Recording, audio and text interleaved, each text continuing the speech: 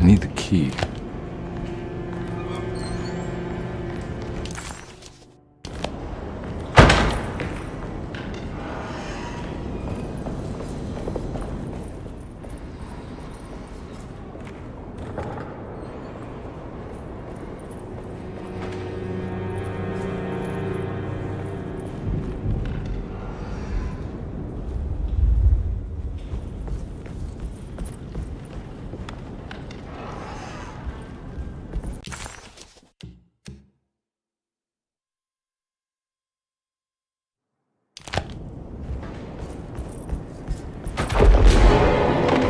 Christ, what the hell was that? It's blocked.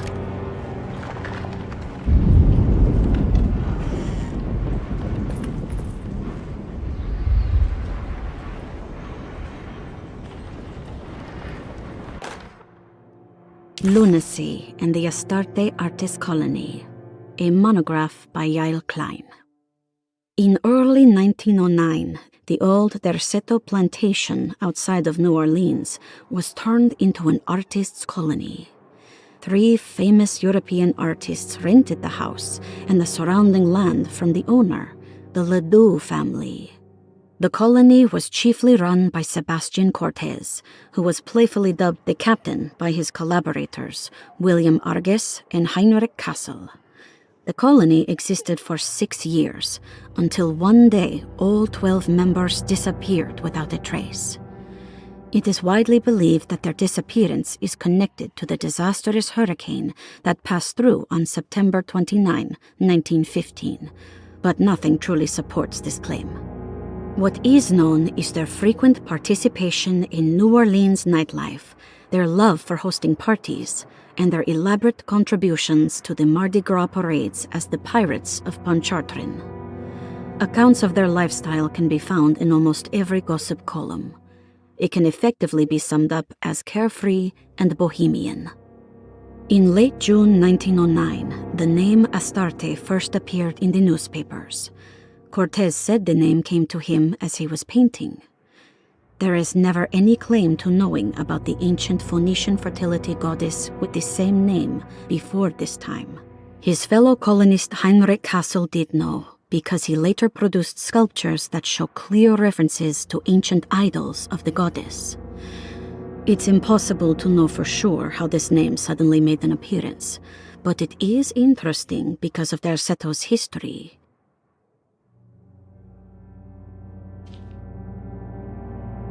Even the name Derceto is the Greek name of a Syrian fertility goddess.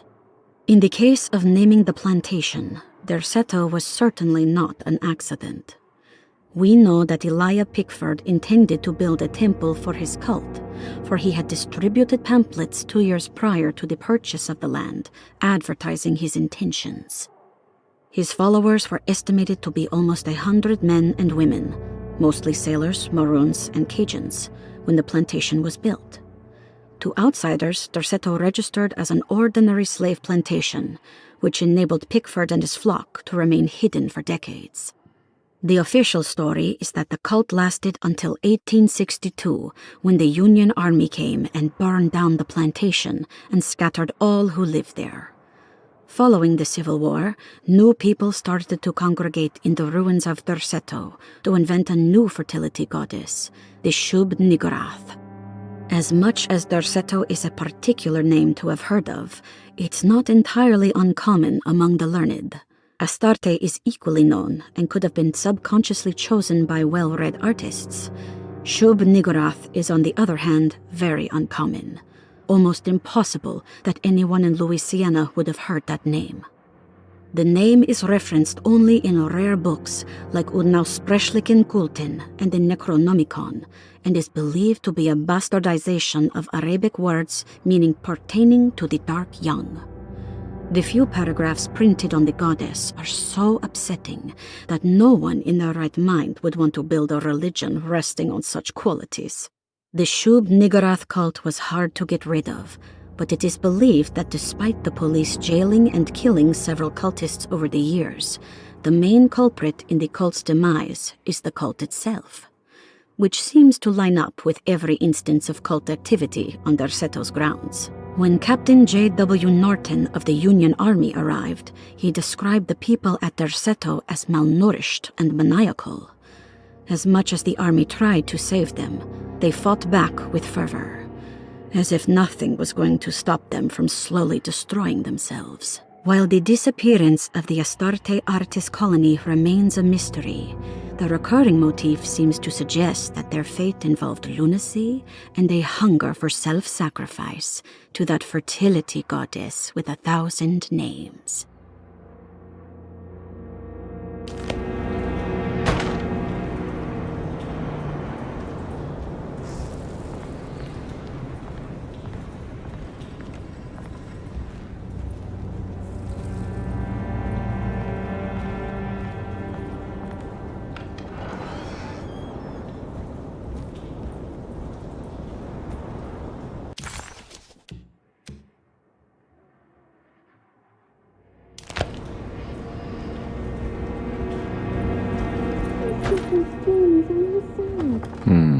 She trusts me. There is nothing that can stop us now.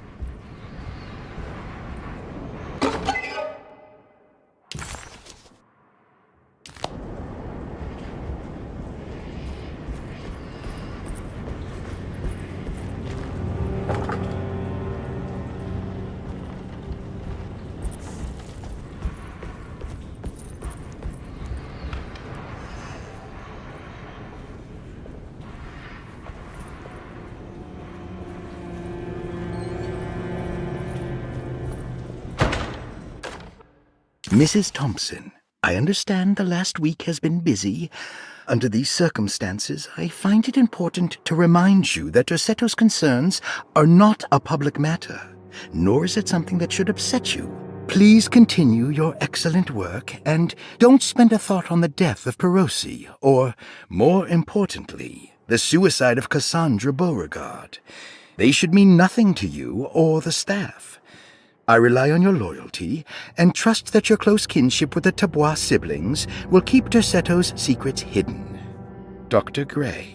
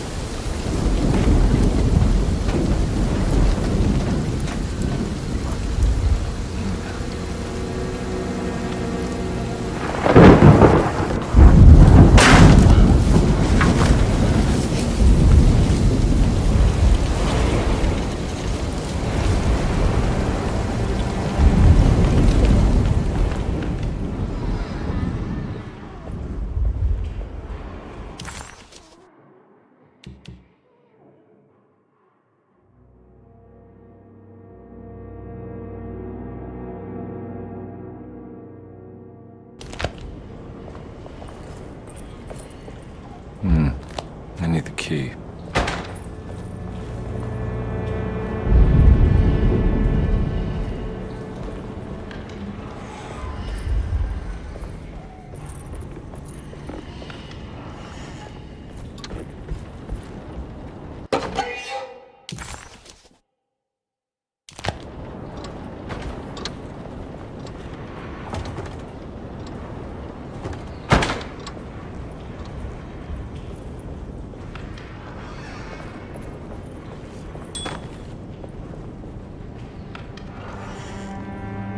There must be a spare key to Dr. Gray's office. I need the key.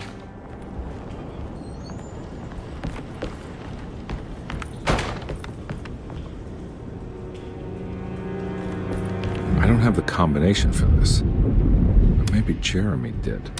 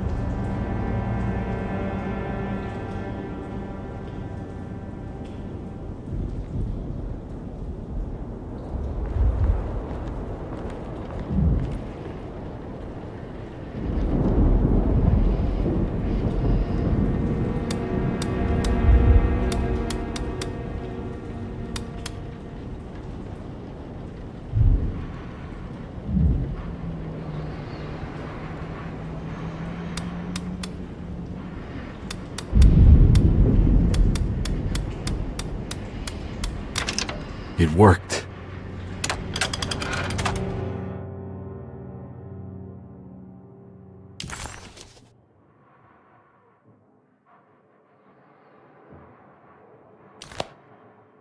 The last guest in the empty room suffered from severe maladaptation. I must write this down, because if I understand the condition sufficiently, it could make me deny this fact at a later date, and there is reason for me to think I may come to suffer the consequences from this dysfunction, as some who came in contact with the guest seemed to adopt a new worldview in which everything was predetermined but broken. Upon accepting this worldview, some memories became unmanageable and later rejected. I do not know what this means. I cannot even remember the fate of the guest. I think they were simply misplaced one day and forgotten. Just like all documents pertaining to this guest, they have all been destroyed, or they never existed in the first place. Who wrote this? There has never been a guest in the empty room.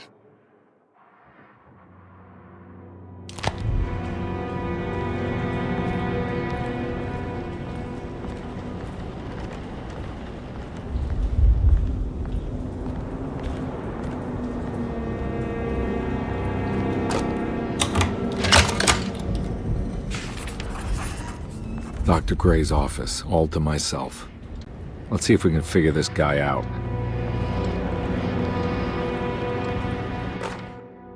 I have finished tidying up Miss Beauregard's belongings. I will leave it to you to contact her agent and have them collect her things. I found one of Grace's drawings she might want back, along with this key in her room, which I believe you've been looking for, Mrs. Thompson.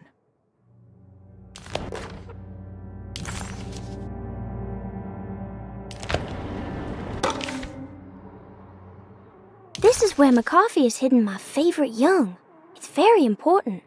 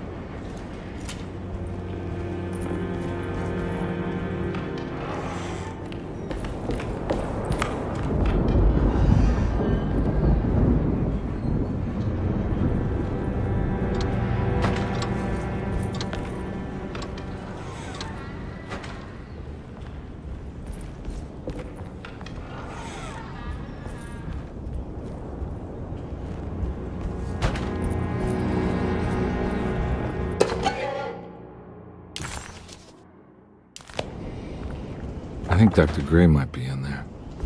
Perfect time to snoop around his office, then.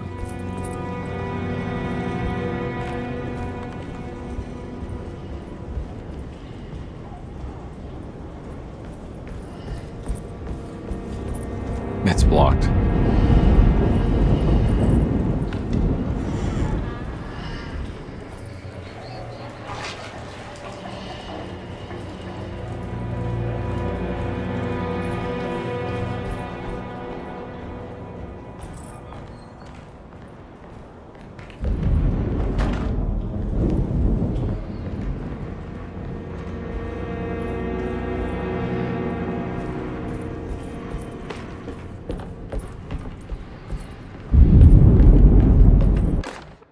We must have faith that Jeremy's pact with the Dark Man is a bluff.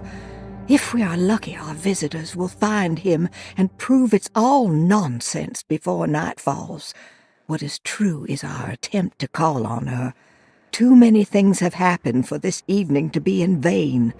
Think of Jack and Cassandra, even Perosi, whose circumstances I can't understand.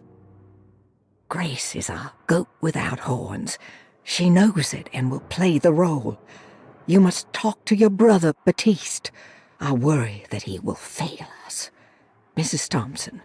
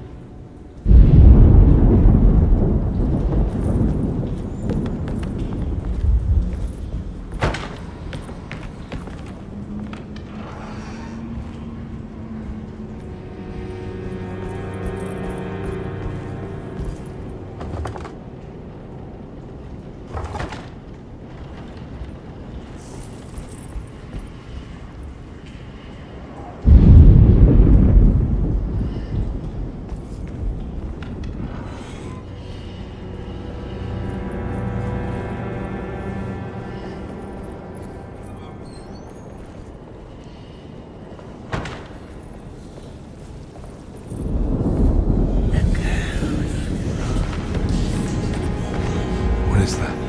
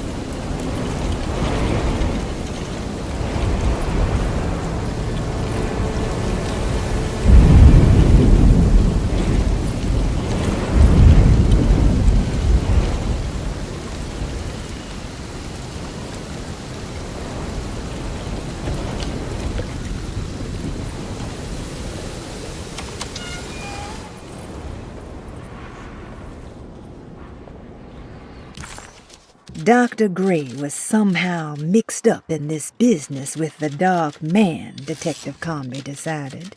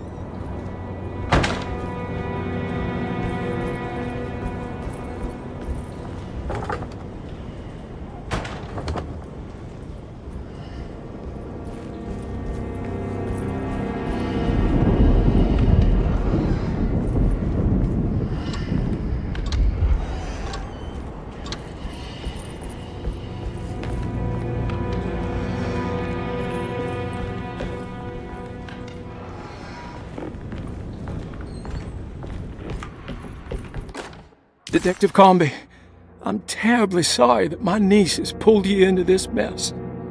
Please, with all my blessings, take her away from this cursed place.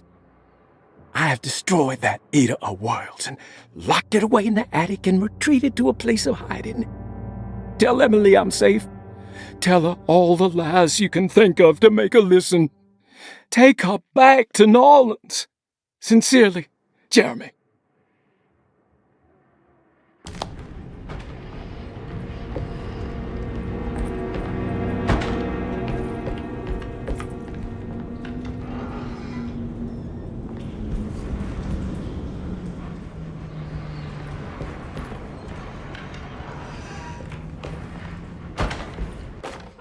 Brother, I need you to trust me. This is the most important moment in our family's history. I know you have doubts and that the terrible Mama Loa told you lies. I would never betray you. I promise. Lottie.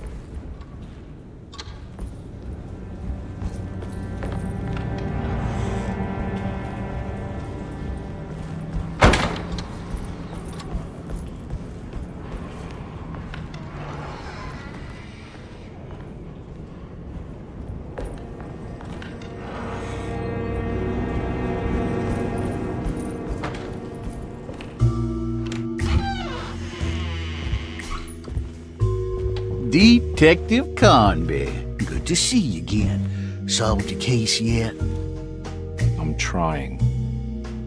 Hey, Grace, you okay? Oh, she is just peachy, Detective. Are you looking forward to the Feast of St. John, Grace? I can't wait! Kids, ain't they great? What exactly are you planning for tonight? Oh, not much. We eat, we drink, we pay tribute to the wishing tree in the conservatory.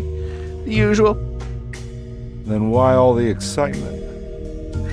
There is just something about tonight. Something's different. I think we all feel it. Besides, we got ourselves some new words for the prayer thanks to your buddy Jeremy. She'll come and turn the world inside out, and things will begin again. That sounds strangely threatening. You should come. Oh, God damn it, Grace. Stay put for once.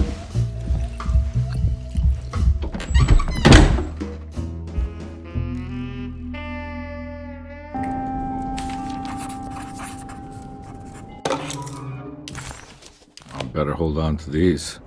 Wouldn't want them to get lost. There's something missing.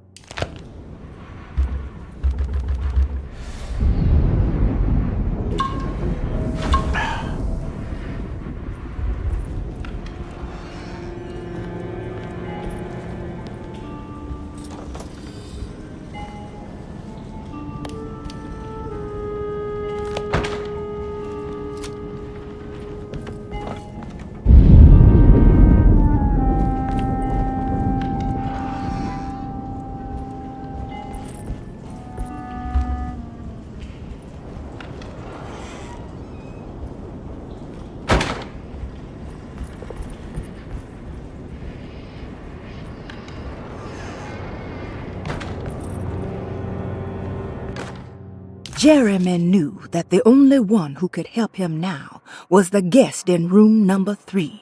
The room seemed to have been empty for so long. But that wasn't allowed to be true.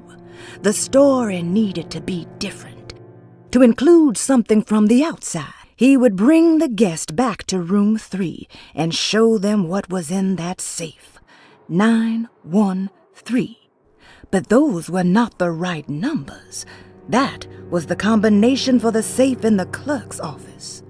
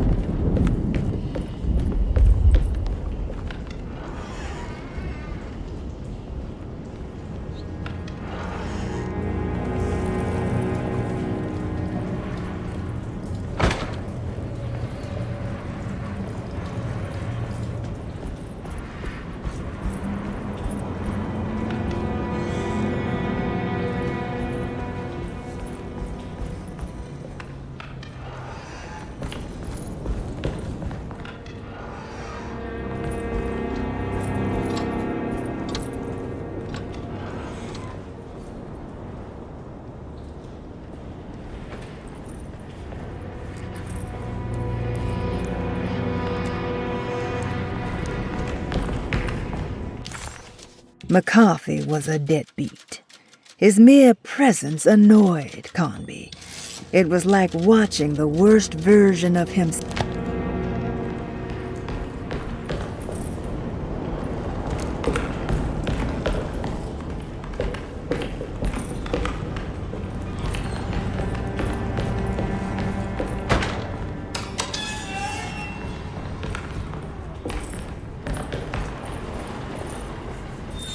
This doesn't look good.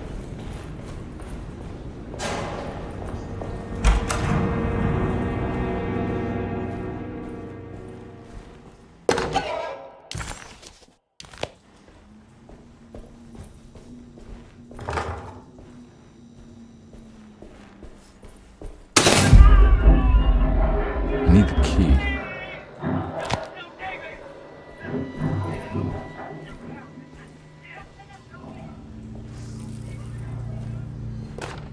Radiography.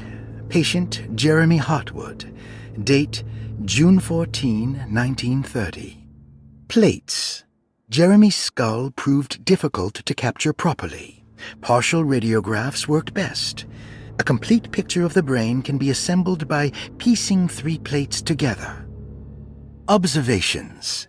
Even when looking at an assembled version, a shadow covers significant parts of Jeremy's brain. Possible tumor, but more likely that the equipment is failing. Jeremy reacted strongly to the pictures and claimed to see a giant clay worm eating and displacing his memories. Notes.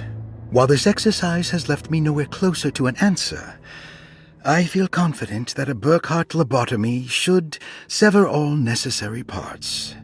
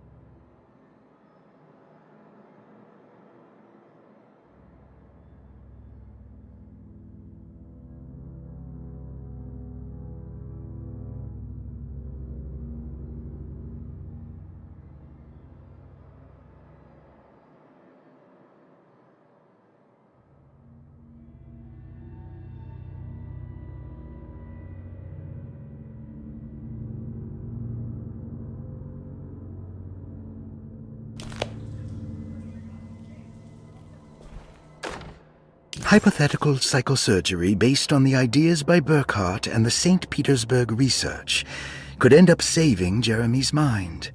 Severing the connections around the frontal lobe would certainly solve most mental afflictions.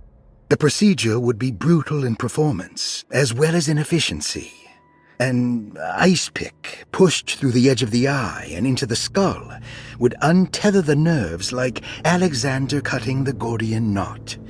As this would likely leave Jeremy in a very different condition, all other paths should first be explored. The medical instrument I would need for this lobotomy is missing, and I should have Waits order a new one.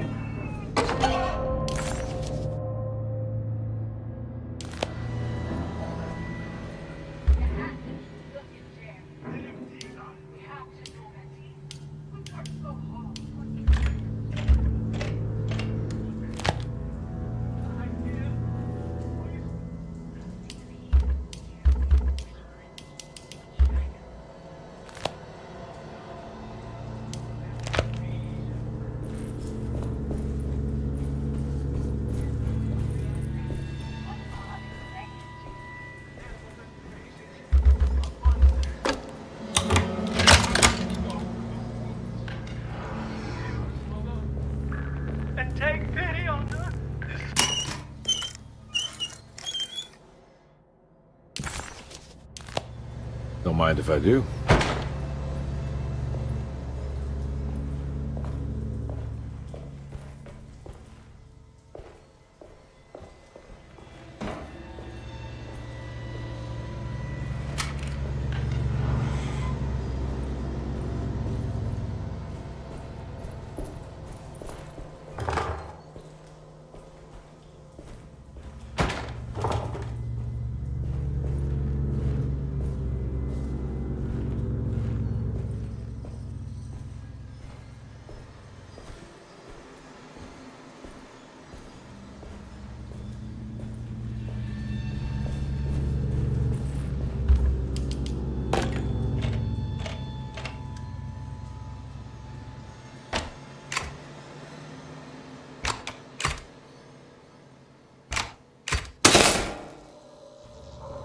That's better.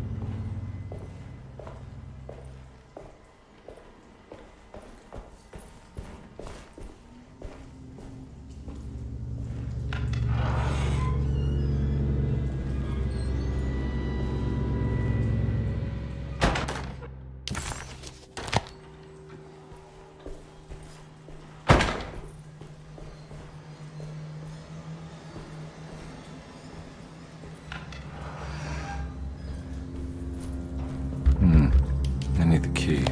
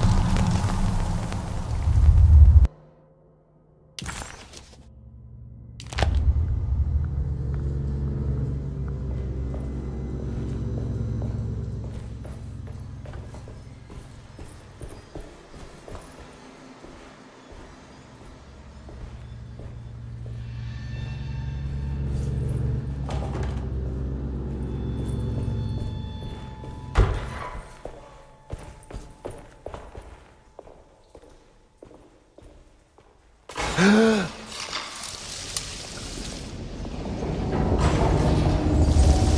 does this keep happening? What am I supposed to do?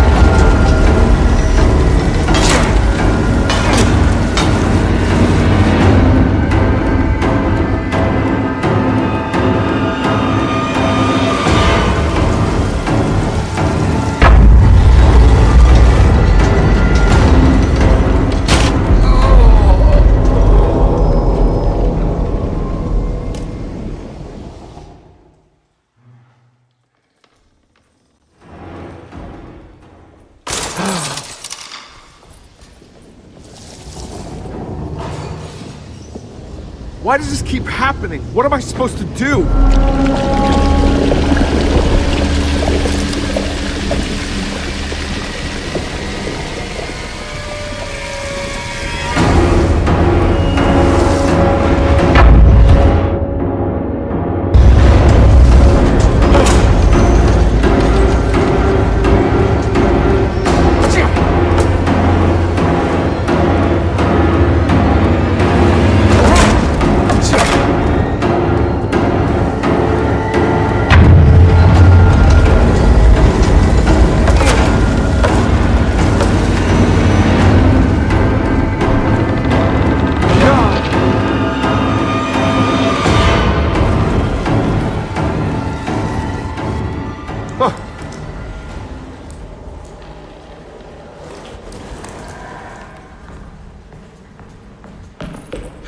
And we're back here.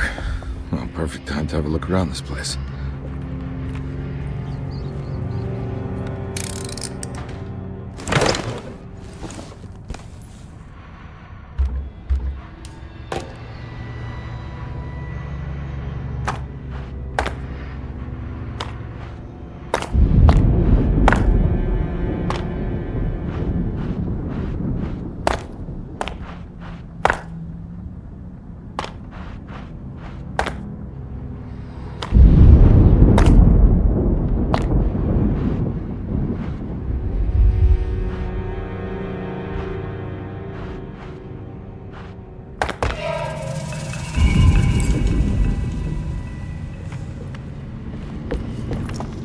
What is that?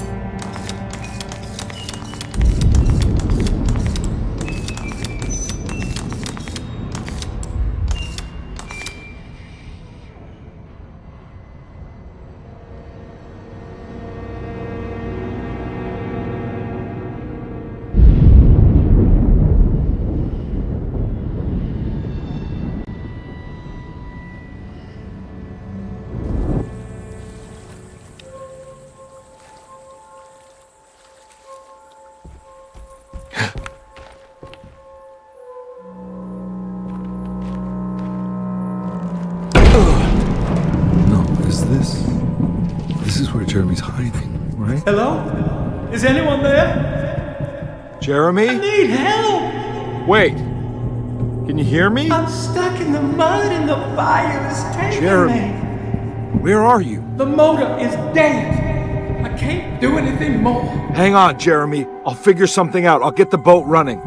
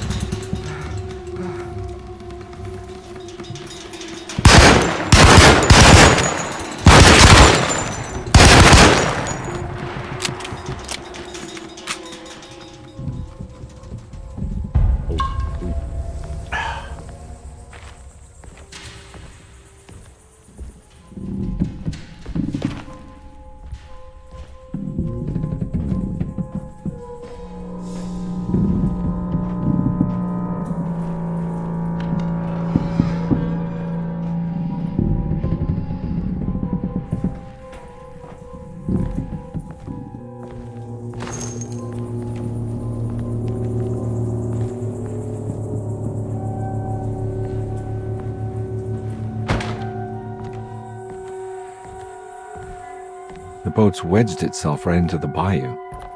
If I get the motor started, I could try reversing back into the river.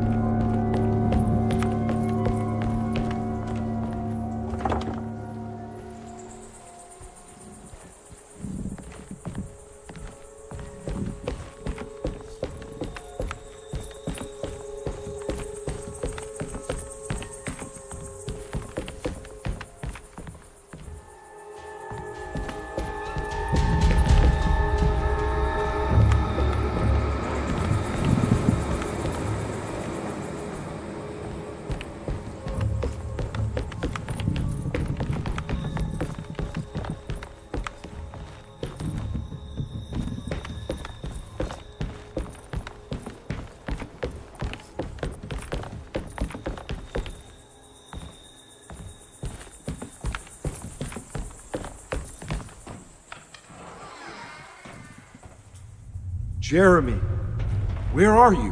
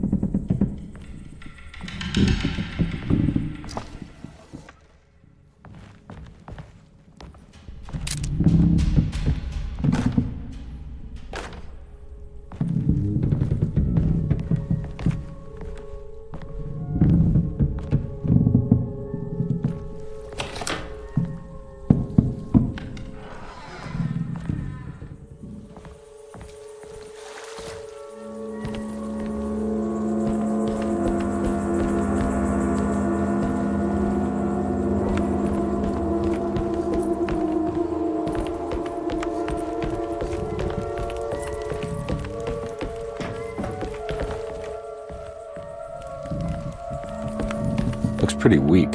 I just need something to break it.